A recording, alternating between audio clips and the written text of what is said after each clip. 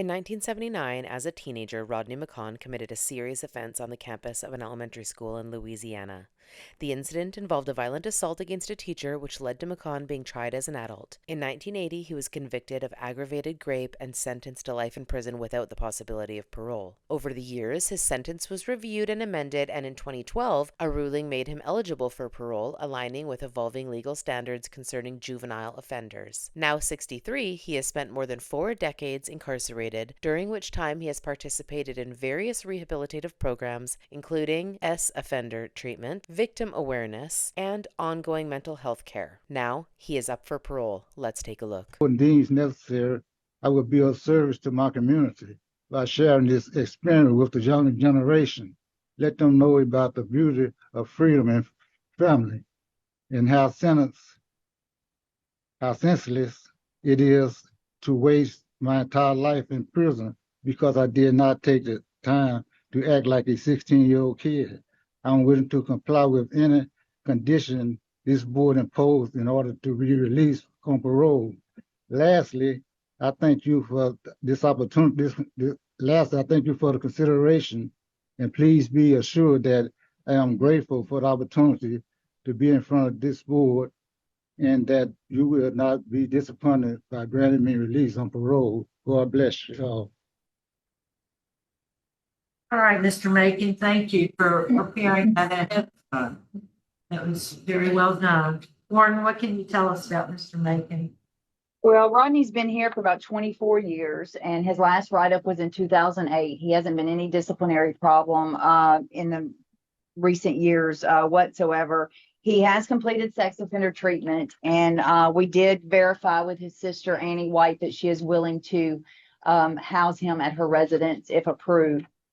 He's completed victim awareness, several different treatment programs, including reentry. He is currently under mental health monitoring for some mental health issues. He is compliant with his medications, which is a necessary component of his stability. So as far as his overall functioning, he's been doing well for the past several years here at David Wade. Good to hear. Thank you. So could we now hear from Mr. Samuels?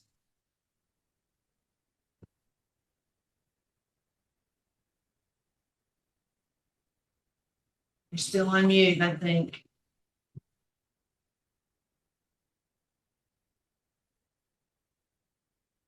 Okay, can you hear me now? Yes, we can. Okay, good. Yeah, my name is Clarence Samuels, and I met Rodney Macon back in the early aughts. I served 15 years for armed robbery from 1998 to 2013. And Rodney and I became friends, and his character was such that we're still friends to this day. You know, I just brought my wife to visit him a couple months ago. And the reason I mention the friendship is because I went through the rehabilitation programs that David Wade offers. I had a really bad rap sheet. I should have had the life sentence myself. But LaVerry Ward, one of those that was instrumental in getting me into rehab, drug rehabilitation, to take care of the drug problem that was ruining my life over and over. And now I've been working for Tyson Foods ever since I got out, 12 years. We support Rodney monetarily, and I can help him get a job. You know, Tyson hired me fresh out of prison. So if David Wade could produce somebody like me, then surely Rodney's done everything humanly possible that a human can do, that could be asked of somebody. And he's a solid guy, and he committed this horrible thing when he was a boy, but he's just an old man now, you know. And I just hope y'all let him see some Christmas mornings, you know. Let my grandkids, you know, sing him happy birthday around a cake. Just some little simple things. Just see his humanity. That's all I'm asking. And thank you for giving me a chance. Thanks for taking the time to speak with us today. Meaningful. All right, Mr. Macon, your case was assigned to Mr. Barak. Would you answer his question? I'm going to start out with a little summary. The case. Louisiana Parole Board has for consideration Rodney Macon, 63-year-old felony offender, who was found guilty by a unanimous jury verdict on May 8, 1980 of aggravated rape, the First Judicial District Court. On May 19th, Macon was sentenced by Judge Lindsay to serve life imprisonment without hard labor. Judge Lindsay ordered the sentence to be without benefit, probation, or parole, or suspension of sentence. Macon's conviction was appealed to the Louisiana Supreme Court, which affirmed the conviction. On February 14, 2011, the sentence was amended. Macon was ordered to serve 50 years without the benefit of probation, parole, or suspension of sentence. June 8, 2012, Macon's sentence was amended again to delete the restriction of parole eligibility on 50 years. Rodney Wayne Macon was 16 years old when he committed this offense. On October 1st, 1979, Macon entered the classroom of Central Elementary School and violently raped 26-year-old teacher Patricia Hanson Welch. Macon had previously attended the school. During the attack, Macon beat and choked Ms. Welch. He also kicked, bit, and slammed her head into the ceramic tile by grabbing her hair and repeatedly pounding her head forcefully against the floor. Macon was observed leaving the area by another employee who recognized him from previously attending the school. Crime scene investigation was also recovered Macon's palm print from the ceramic floor. It's a pretty serious crime, Mr. Macon, really serious. And why did you do it? I guess that's my question. Why did you do something like that? What did you think you could get away with it? Was it just for fun? What was it? Well, I was so young, uneducated, young, stupid, didn't have no respect for the law, didn't have no respect for Miss Welch, Miss Patricia Welch. Just something I just did. I didn't thought I would get caught doing it. And I'm really remarkable for what I did.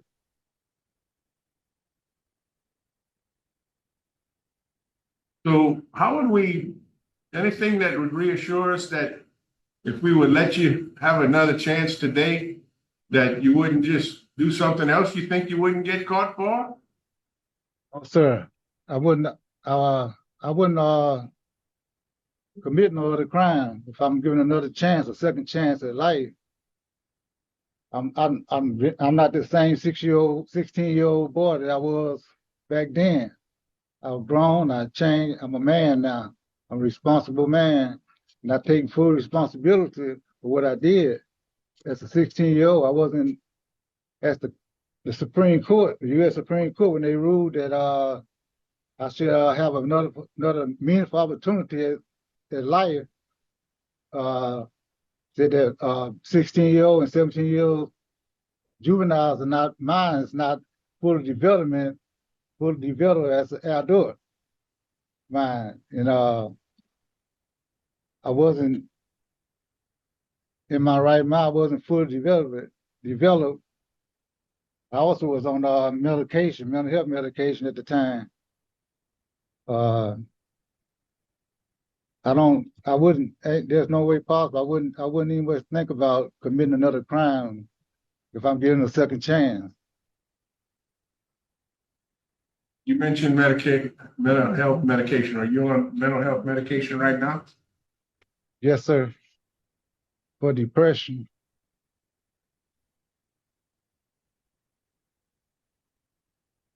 That's all the questions I have. Ms. Ledoux. Mr. Macon, I don't like to bring up details of cases, and that's just not what I usually do. But I do want to bring up something because it's important. During the commission of this violent attack on this teacher, you did not actually sexually penetrate her and commit a rape. You attempted the rape. Is that correct? Yes, ma'am.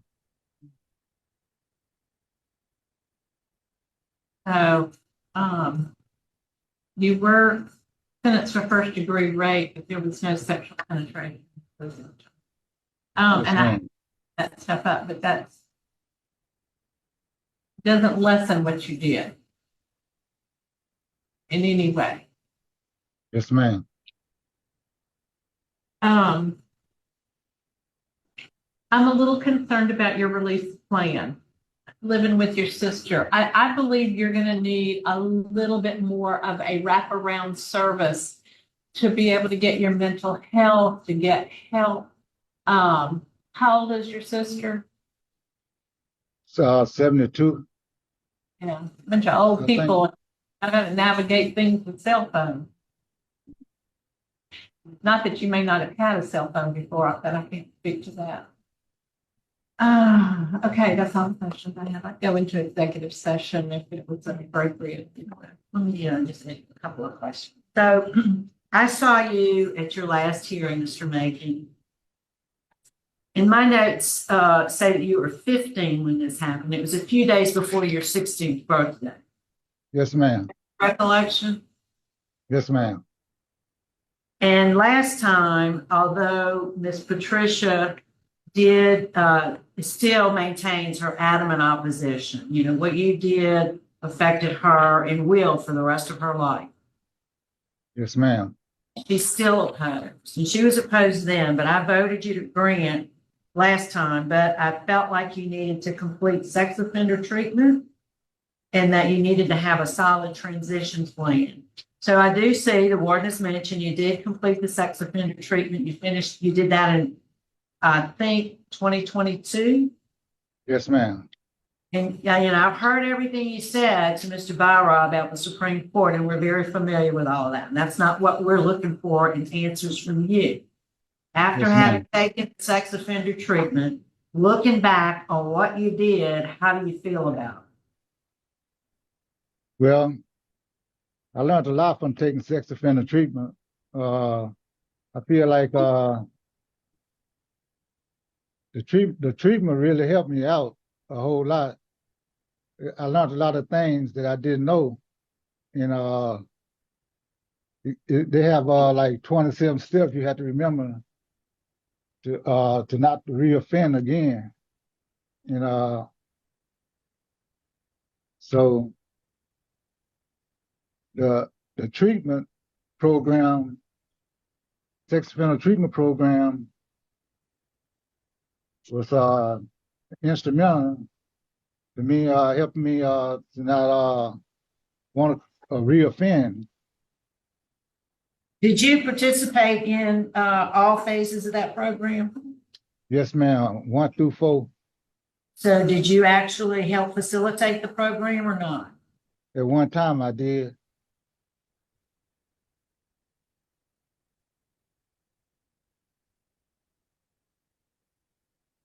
And you did victim awareness? Yes, ma'am. What'd you get out of that program? Pretty much victim awareness pretty much what I read in my statement. Like I said earlier, I caused damage to the victim for the rest of her life. Mm-hmm. And I know I can't take it back. If I could, I would, but I can't take that back. I can't change it. All I can do is try to make it right. How many victims do you have? Ma'am, How many victims do you have? was I know just the victim herself. All right, I don't have any other questions. I think Mrs. Ledoux has made a motion for executive session. Second. We have a second. Can you call the roll? Danny Barrow, Yes. Cheryl Renassa, Yes. Jerry Ledoux. Yeah. So, Mr. Macon, we're going to be in executive session for just a few minutes to discuss confidential matters. Stand by. We'll be right back. Yes, ma'am.